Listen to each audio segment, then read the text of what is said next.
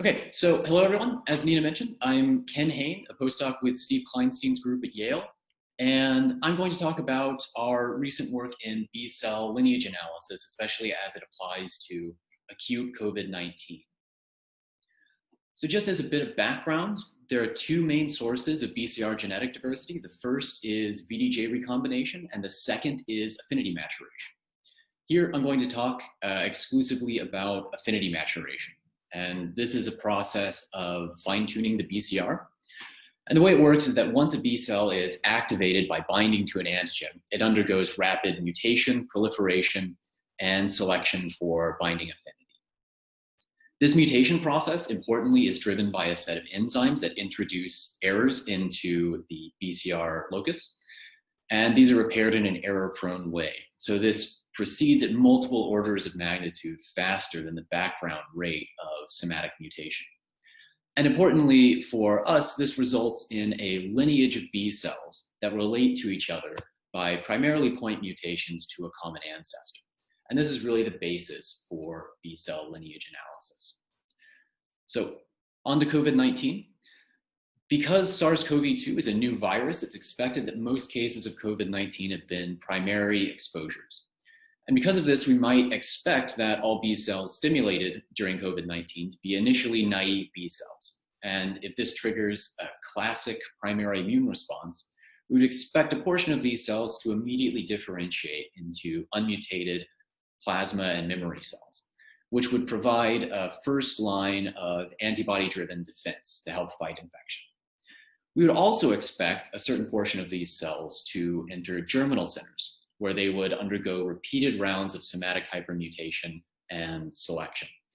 This would produce mutated plasma and memory B cells to fight the active infection, and ultimately, we would hope at least, would result in long-lived plasma cells in the bone marrow, which would produce mutated high-affinity antibodies for years afterwards, and really provide a basis of long-term protective immunity.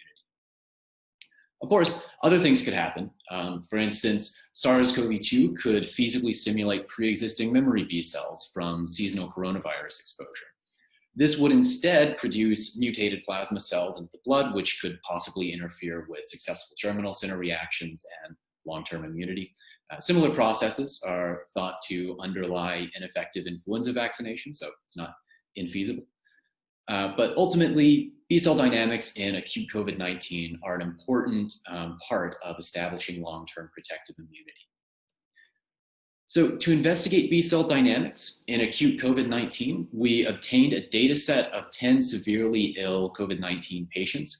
These were all admitted to Yale New Haven Hospital, and they were part of the Yale IMPACT study. 6 of these patients had stable condition and eventually recovered, while 4 had progressive disease and eventually died. 8 of these patients received tocilizumab treatment, which is an anti-IL-6 receptor antibody. I won't talk too much about that, but it's an important thing to keep in mind. For 8 of these patients, we took 2 blood draws, one 2 to 4 days post-hospitalization, and the other 5 to 16 days post-hospitalization. And those are marked here in these red lines. From each of these samples, we obtained 10x single-cell RNA sequencing data plus BCR sequencing data. We also had 13 healthy controls, which only had single-cell RNA-seq data. And overall, this cohort gave us a really unique opportunity to investigate B-cell dynamics in acute COVID-19.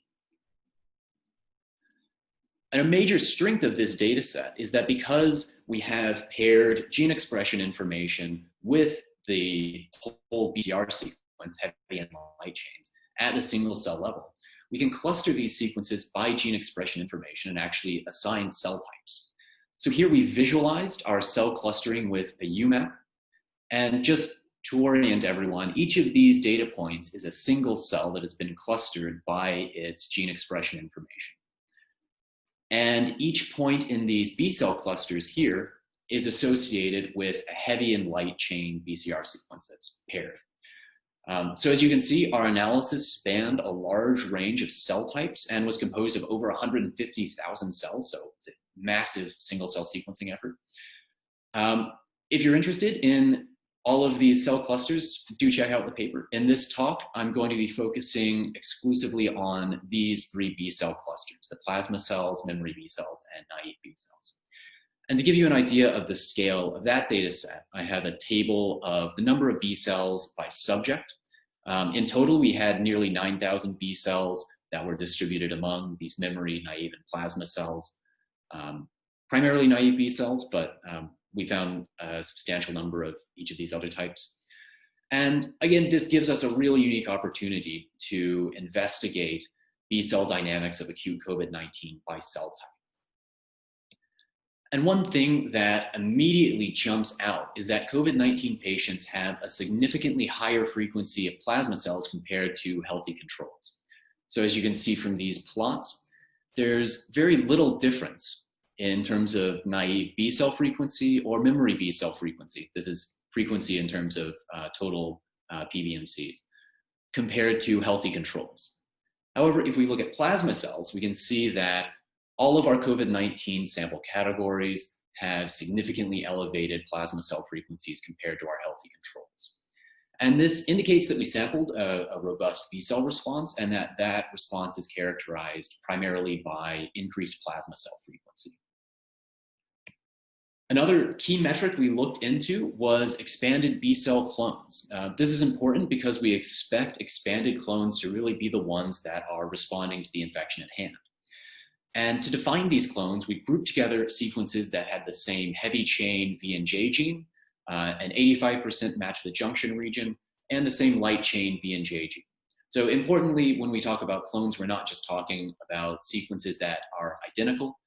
It's this much more inclusive definition that includes somatic hypermutation. We then defined expanded clones as clones that had at least 1% of the cells in a patient at either time point. So expanded clones are a small subset of clones that occupy a large portion of the cells that we observed. And one thing we found with these is that they're significantly enriched for plasma cells with an odds ratio of nearly 6. And this really drives home the point that the B cell response we're observing in acute COVID-19 is characterized by plasma cells and expanded B cell clones. And it really reinforces some of the results that Nina presented earlier, that COVID-19 is characterized by plasma cells and large clones. But it also confirms a hypothesis that these large clonal expansions of B cells really are composed of plasma cells. And those are shown here with the fractional abundance of each of our samples composed of plasma, naive B, and memory B cells. So because we expect COVID-19 to be a primary infection, one aspect of the B cell response we were particularly interested in was whether there was evidence of an early burst of unmutated plasma cells.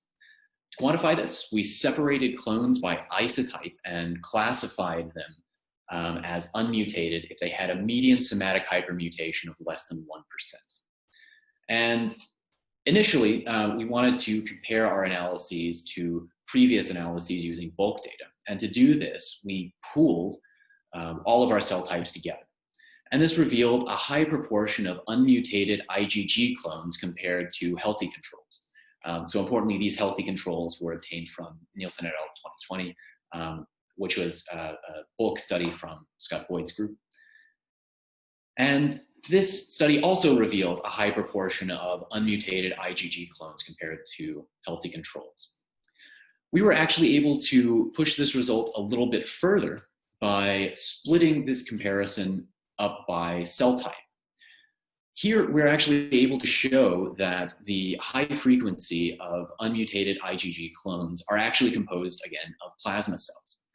And this really, again, drives home the point that we're observing an early wave of naive B cells differentiating into plasma cells, as evidenced by this expansion of unmutated plasma cell clones. Another important aspect of the early primary immune response in B cells is the germinal center reaction.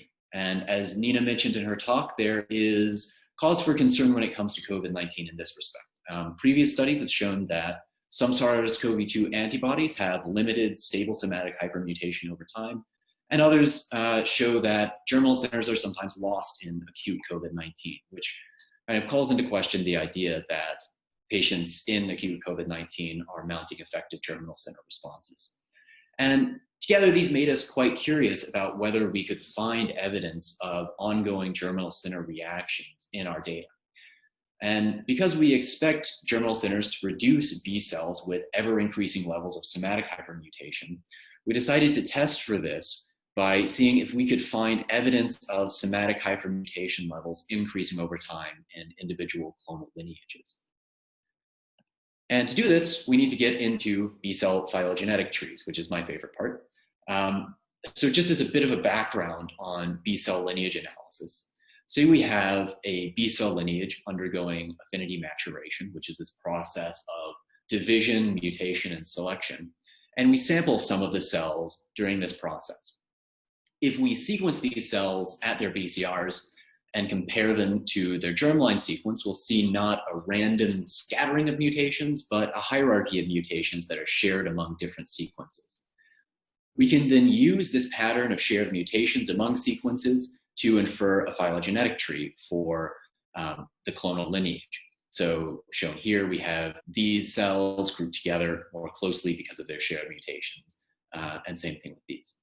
An important aspect of these trees is that the branch lengths represent mutations per site. So here we can see that there is one mutation per site occurring here, another one occurring here.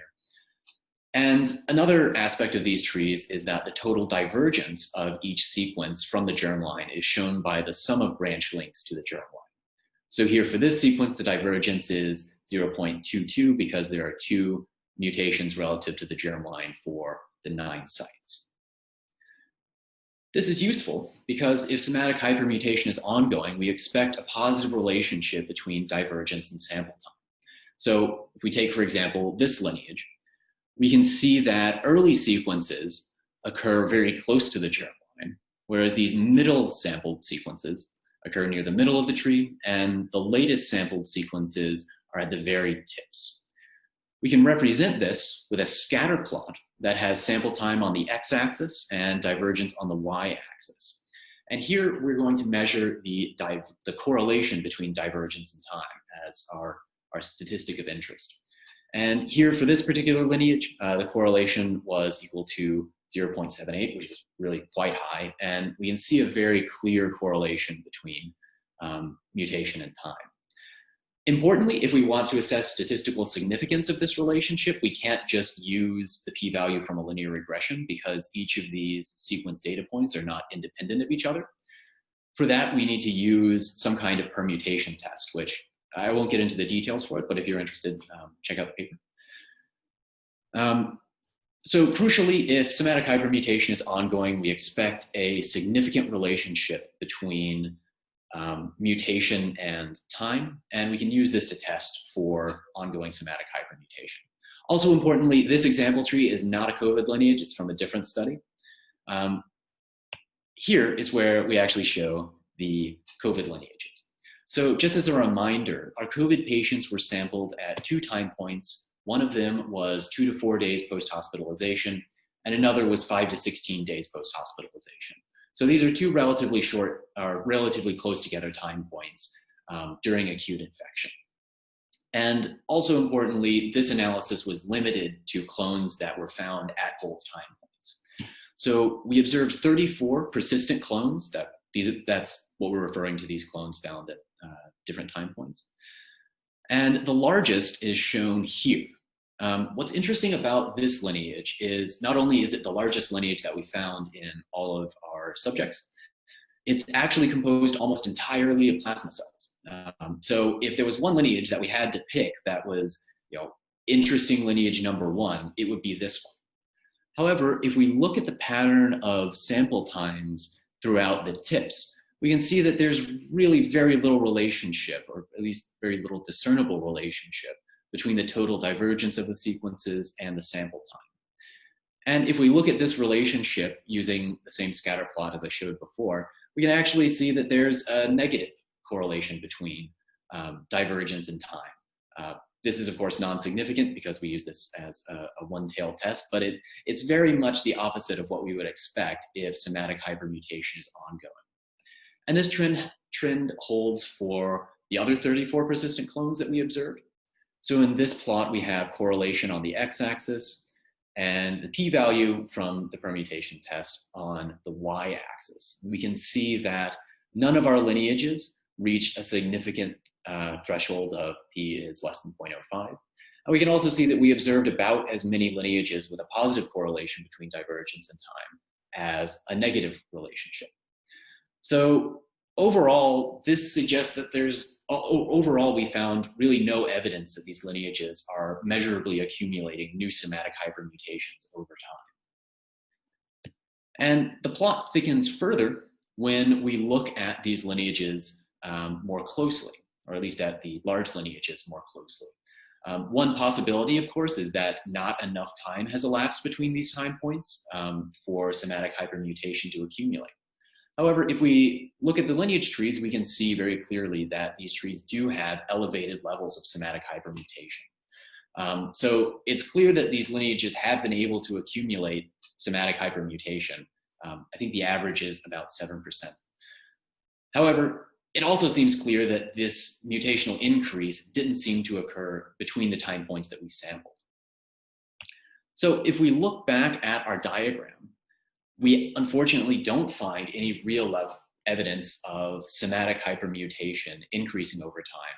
And in fact, the somatic hypermutation level is high and constant over time, which leads us to hypothesize that these persistent clones really come from stimulation of pre-existing memory cells, which would give us, as we would expect, a high rate of somatic hypermutation that remains relatively constant over time. And these could come from seasonal exposure to other coronaviruses. So to paint a broader picture of what this data has told us about B-cell dynamics in acute COVID-19, first of all, we found evidence consistent with an early expansion of unmutated plasma cells, presumably from naive B cells. We also found a population of persistent B-cell clones with stable somatic hypermutation between time points, and we propose that these are likely memory B-cell lineages, perhaps originating from past seasonal coronavirus exposures. And finally, we found no real evidence of ongoing germinal center reactions, which I think is quite interesting given previous results that have been presented. However, it's also important to note that we only sampled blood over a short period of time during acute infection. So we can't really rule out that the germinal center reaction is occurring and it's just unsampled. So take that conclusion with a grain of salt. So if you're interested in reading all of the other details about the study, of which there are many, the full report is available on medRxiv.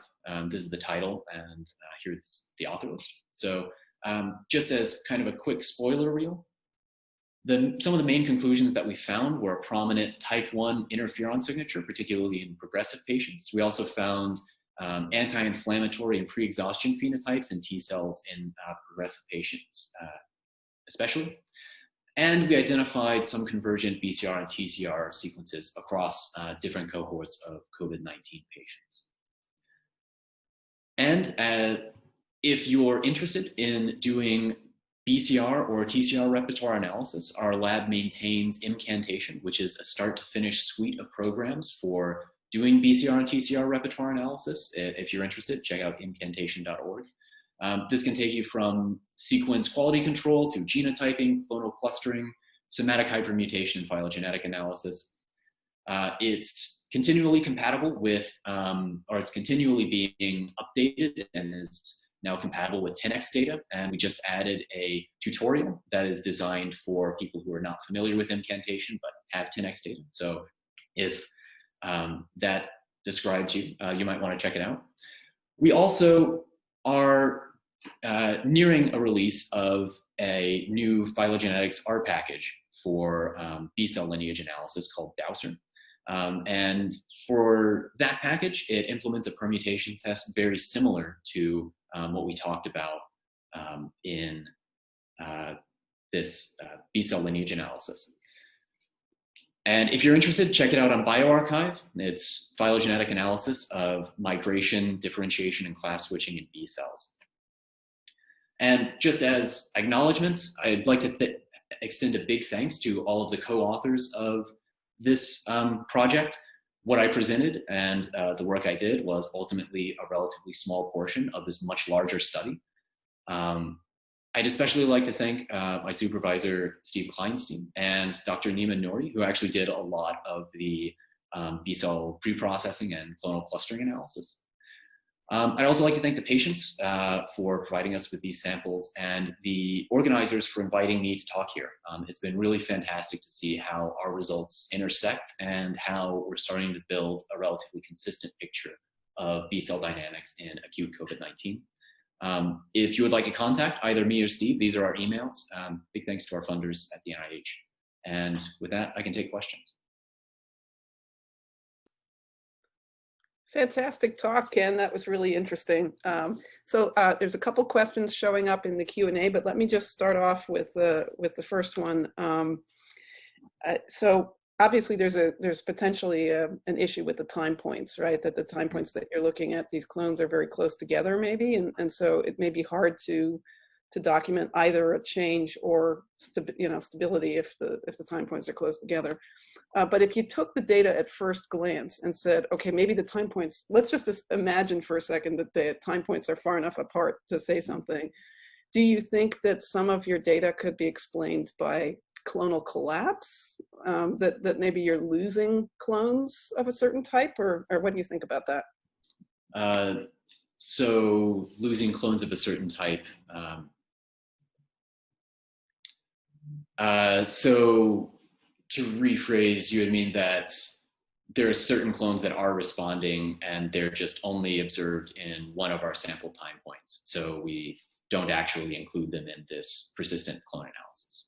Yeah, so if clones are, if plasmablasts are expanding and then crash, then you'll miss things, right? Because, or if they're not large enough, but they're huge, so that's not going to be the explanation, right? I mean, you could also say, well, if you look at really big clones and then sort of group the data by clones that increase in size at the later time point, and then look in the clonal lineages of those, you just may not have enough data to do that, right? Right. Well, I mean, so the plot we showed here is all of the clonal lineages that span both time points. So, if we were to subset this, we would get a similar result of the lack of. Okay, so I think that those are some of the key concerns that some of the people in the audience are mentioning, is that in the non-COVID example lineage, you see a correlation, but it's you have a time horizon of weeks or months even potentially, right? Whereas in COVID, you're only looking at a week or two, so that's challenging to know what to make of that in terms of a lack of change. Maybe that's exactly what you would see in the other response also. So are there any data from other viral infections or vaccines where the samples have been closer together, where you could make any comparisons to your data? Yeah, so this is a really good point. Thanks, Hoehn. So it is the case that in this study, we're sampling very close together. I think it's ultimately not that surprising that we don't find a major increase in SHM between time points. So I think it is probably important not to read too much into that.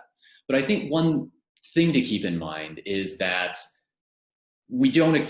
there hasn't been that much time between these time points. But if we are to say that these lineages come from a primary immune response, we would have to say that they accumulated all of these somatic hypermutations, for instance, in these ancestral branches, and then didn't accumulate any real increase in somatic hypermutations between the time points that we did observe.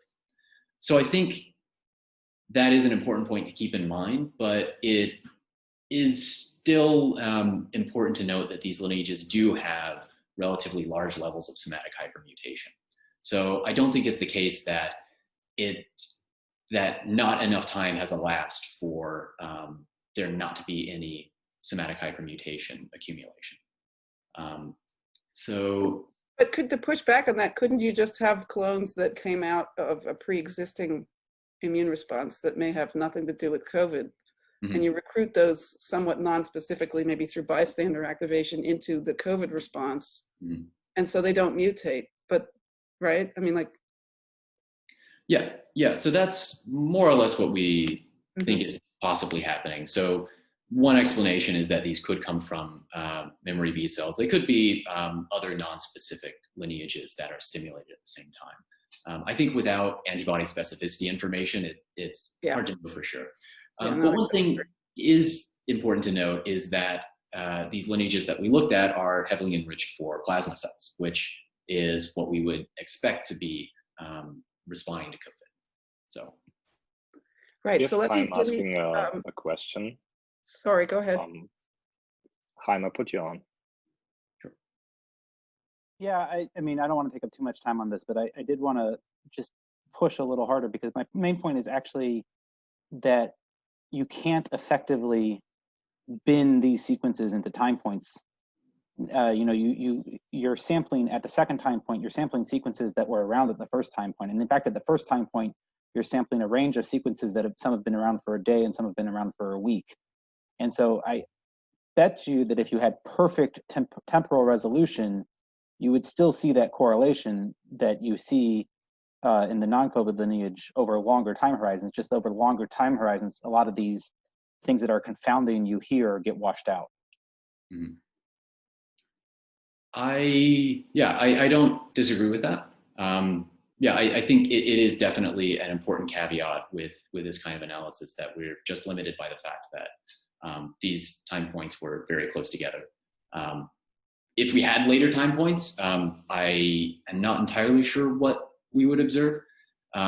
Previous studies have included later time points. So this paper from Crew et al. Had time points from 8 to 42 days post-infection, and they also found that there was not really an increase in the overall SHM in COVID-19 specific antibodies over that time period. They didn't do this exact test, but it suggests that if we were to take later time points, we may see a similar result. But I agree, it is an important caveat with this kind of analysis. Great. Are there any other individuals from the audience who would like to verbally ask a question? No, not right now. It looks like Brian Briney, did you want to ask something? Oh yeah, sorry, I couldn't find out how to raise my hand. This is for Kenneth. Along the lines of what Hoehn was saying, so have you guys expressed any of the antibodies from that kind of a clone that was pretty large and present at, I guess, a few days, 2 to 4 days post hospitalization? And that seems like a fairly rapid time to get that much somatic mutation. So, I mean, my gut feeling would be that's a pre-existing seasonal coronavirus lineage that was then recalled. And if you have a recalled memory B cell, it's not necessarily clear that those would even go to germinal centers anyway. They might just differentiate into plasmablasts essentially immediately in the circulation. So you might be looking at a lineage that essentially just gets recalled and expands rapidly, and you're hitting a lot of members of that lineage kind of simultaneously. So that's why you're not seeing somatic mutation. It's a recall versus a naive, kind of phenomenon, more than a SARS-CoV-2 phenomenon. So for the first question, I don't think at least we've expressed any of these and tested what they bind to. If we were to, that would be really interesting and help either confirm or these that have laid out are what explains the diversity that we've seen. And yeah, that large plasma cell clone, my feeling is that that is probably some sort of pre-existing lineage that was stimulated and is probably not generated specifically to SARS-CoV-2. But yeah, we haven't checked the specificity of these lineages. That would be a really cool thing to do. So Ken, have you looked at the isotype distributions within your lineage? Because you're doing this off of 10x, right? So can you color your lineage tree nodes by isotype and see if that shows anything interesting in terms of the pattern? Yes, we could. I've not done that yet though, but it's definitely something we could look at. I mean, so this was one, there was an anonymous attendee who mentioned that, you know, so the IgAs that we analyzed out of Scott Boyd's data were more mutated. It's also interesting that IgAs serologically tend to be shorter lived. There's a study out of the Sorbonne that seems to suggest that IgAs in the serum tend to be much shorter lived than IgG antibodies to SARS-CoV-2. Now that's over a time scale of weeks, not days, but so I think it would be really interesting to see if within your clones, the different isotypes maybe segregate differently over time. Mm-hmm. If you have a mixed clone that's present in multiple isotypes, which they often are, right? Yes, yes, that is definitely something we could do. I haven't done that yet, though. Yeah. Okay, one last question. We have to go for the break soon here, but one from Yoshinobu Kobushi. Very interesting presentation. Do you think your data explain the short half-life of anti-SARS-CoV-2 antibodies that were shown, you know, to be like 36 days or something like that by Iberondo et al.? I don't think I can comment on that very specifically from this, but possibly. Okay, fair enough. Yeah, right. Yeah. We didn't really look at antibodies specifically. It was just the BCR sequences. Right. So I'm not really sure how this would, what this would tell us about antibody half-life.